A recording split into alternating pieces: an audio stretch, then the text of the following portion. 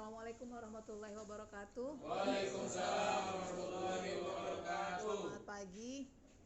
Pertama-tama puji syukur alhamdulillah kepada Allah Subhanahu wa taala karena pada hari ini kita masih diberikan kesehatan, nikmat waktu, rezeki, umur, waktu sehingga kita bisa hadir pada pagi hari ini dan bersilaturahmi pada pagi hari ini. Yang saya hormati Pak Wakil, Pak Sekcam, para kepala seksi, para kepala subak dan rekan-rekan pejabat pelaksana kecamatan.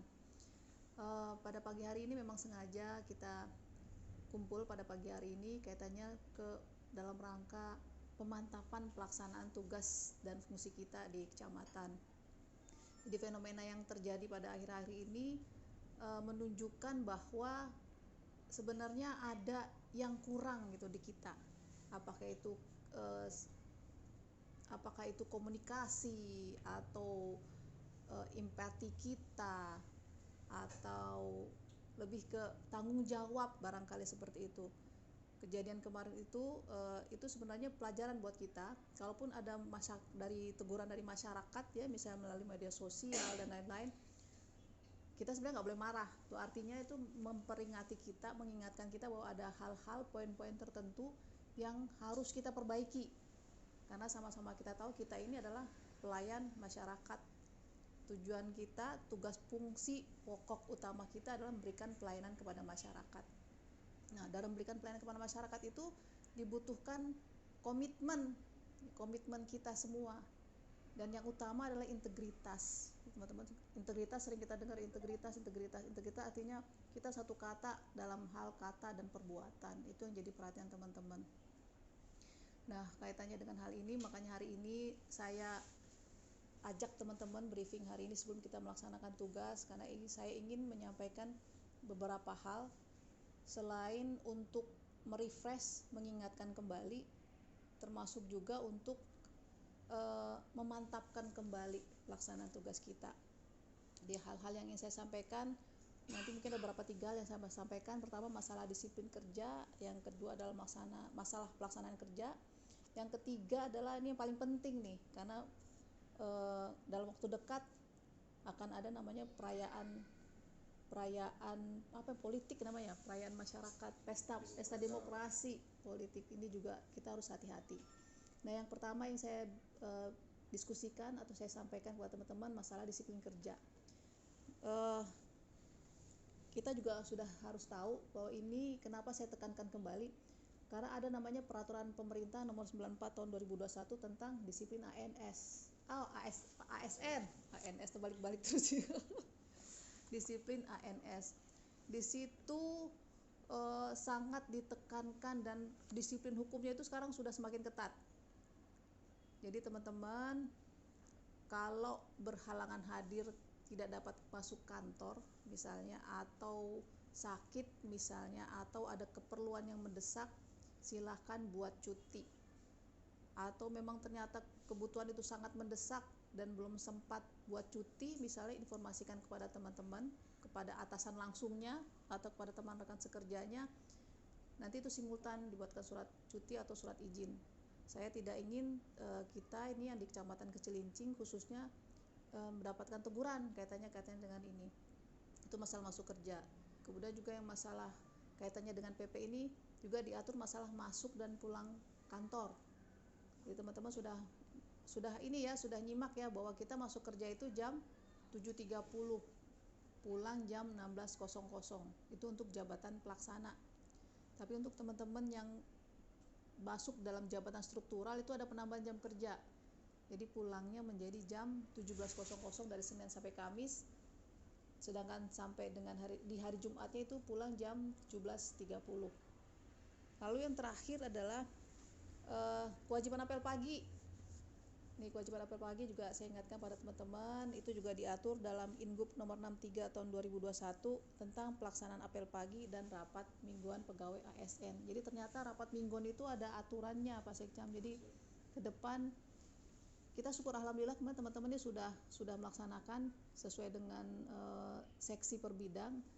Nanti mungkin bisa diatur lagi Pak Sekcam kaitannya dengan pelaksanaan mingguan, karena semakin kesini saya lihat semakin banyak hal-hal yang perlu didiskusikan sesuai dengan masalah yang kita hadapi. Itu kaitannya dengan disiplin kerja. Kemudian poin kedua yang ingin sampaikan kaitannya dengan pelaksanaan tugas. Nah, pelaksanaan tugas ini kayak sekedar info ya teman-teman. Kalau peraturan yang mengatur tugas fungsi kita itu udah diganti sekarang, bukan lagi 1152 tahun 2019, tapi sudah berubah menjadi Pergub nomor 57 tahun 2022. Itu banyak lampirannya itu.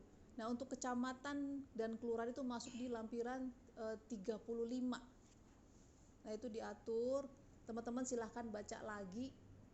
Tapi sebenarnya untuk kecamatan kelurahan nggak banyak perubahan, karena di aturan Pergub itu lebih menekankan lagi, menjelaskan lagi kaitannya dengan pejabat fungsional.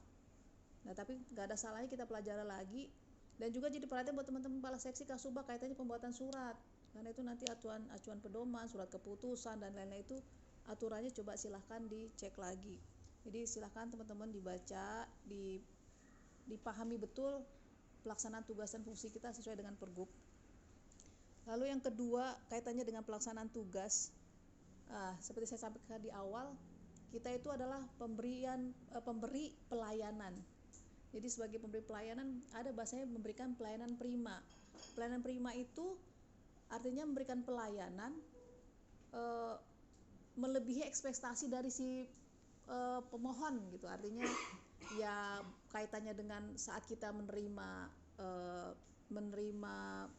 mereka saya membutuhkan pelayanan, terus memberikan kepastian kaitannya dengan waktu pelayanan, lalu juga termasuk sikap kita memberikan pelayanan itu juga harus diperhatikan. Jangan sampai salah ucap, jangan juga sampai salah perbuatan, maksudnya tindakan gitu. Artinya kalau kita datang, kalau memang itu rasanya tidak bisa dilaksanakan, sampaikan kenapa itu tidak bisa kita bantu, artinya seperti itu.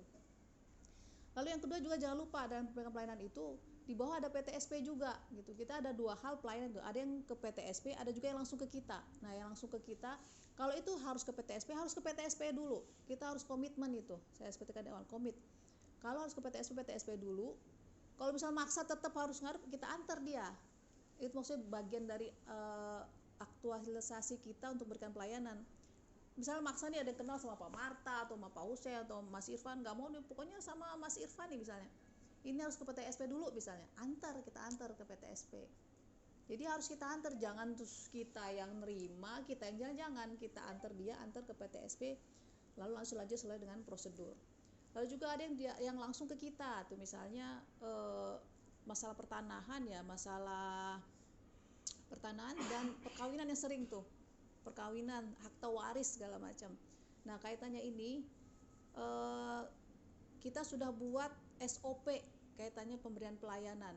Itu tertuang dalam SK Camat nomor 11 tahun 2022 tentang standar pelayanan kecamatan. Itu nanti teman-teman silakan dibaca lagi, dilihat SOP-nya seperti apa. Kayaknya baru Kecamatan Cilincing yang bikin ya, Pak Sekcam ya.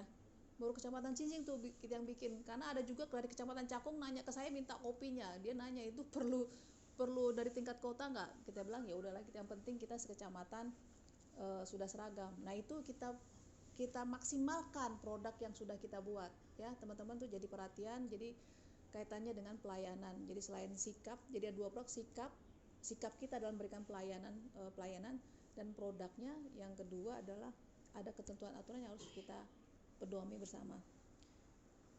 Lalu kaitannya ketiga, dibalik juga pelaksanaan teman-teman, bahwa pelaksanaan tugas kita itu bisa dilihat hasilnya, bisa dinyatakan ternyata itu benar ketika kita bisa membuktikan hasilnya. Bukti hasilnya itu seperti apa? Laporan hasil rapat, nota dinas, foto. Nah, itu seperti itu, laporan hasil rapat. Ini saya tidak segan-segan mengingatkan teman-teman semua, ketika menghadiri rapat, kalaupun ternyata hasil rapatnya asal terlalu singkat misalnya, tetap harus bikin laporan. Kenapa saya sampaikan demikian? Saya sadari betul kondisi keterbatasan SDM kita, dan saya terima kasih, apresiasi buat teman-teman yang sampai dengan detik ini dengan keterbatasan SDM yang sedikit, itu sudah luar biasa gitu kontribusinya. Saya ucapkan terima kasih, apresiasi yang setinggi-tingginya. dan saya harap kekompakan ini terus berlanjut, jangan redup. Nah, balik dengan itu tadi, artinya bisa jadi yang berangkat rapat itu bukan di seksi yang bersangkutan, misalnya di luar seksi sesuai dengan penempatan jabatan pelaksananya. Nah, dengan hasil rapat ini bisa jadi acuan gitu, ketika itu nanti berganti rapat, siapa yang rapat itu bisa melihat hasil rapat sebelumnya, itu fungsi hasil rapat. Terus yang kedua itu sebenarnya juga jadi buat pedoman kita ketika kita mengambil keputusan. Kira-kira ini sudah diputuskan belum, sudah dirapatkan belum di tingkat kota misalnya, atau ternyata itu bagian dari tugas kita yang harus kita laporkan secara rutin misalnya. Itu kenapa saya tekankan kembali pentingnya laporan hasil rapat, nota dinas, dan foto. Kalau bahasa pimpinan di kota nggak ada foto berarti hoax gitu. Jadi tolong teman-teman, itu saya ingatkan kembali kaitannya dengan pelaksanaan tugas dan fungsi. Lalu berikutnya adalah kaitannya dengan pelaksanaan tugas yang ada kaitannya dengan anggaran. Nih, SPJ agar hati-hati, ikuti kalau itu kaitannya dengan pengadaan barang jasa, ikuti ketentuan yang diatur dalam Perpres. Jadi betul-betul dipedomani, khususnya apabila ada kegiatan kita tahun ini nih yang beda dari yang lain, pengadaan PC itu tolong administrasinya jadi cerita, jadi kayak administrasi itu kayak bercerita kenapa itu harus dilaksanakan sampai terakhir endingnya barang itu harus dibeli. Dan yang penting, saya mohon pada teman-teman, saya tidak ingin mendengar adanya bahasanya tanda kutip diatur gitu SPJ. Saya nggak mau dengar kayak gitu. Artinya laksanakan dengan sebaik-baiknya sesuai ketentuan, hindari pungli, kalau seperti itu tuh hal-hal yang menyebabkan, kalau bahasanya itu korupsi ya buat kita itu kayak gitu, gratifikasi. Itu tolong teman-teman jadi perhatian, saya perhatian betul kaitannya dengan pengadaan barang jasa ini, SPJ segala macam. Hati-hati teman-teman, jangan melakukan sesuatu hal yang di luar ketentuan ya. Itu saya harap teman-teman jadi perhatian. Dan SPJ tertib Pak Sekcam, dimonitor kalau memang ternyata, jadi kita kayak administrasi SPJ ini harus benar-benar rapi untuk menghindari, karena nanti di pemeriksaan kita nggak pernah tahu nih yang jadi sampel siapa gitu, tapi kita sudah harus bersiap. Lalu yang terakhir adalah kaitannya dengan pemilu nih. Ternyata sudah fenomenanya sekarang sudah mulai banyak nih, share ke medsos, TikTok, FB segala macam. Nah, ini hati-hati buat teman-teman. Secara pribadi bolehlah kita mengagumi seseorang, tetapi kita ini PNS, diatur di PP juga diatur, undang-undang ASN juga diatur, kita tidak boleh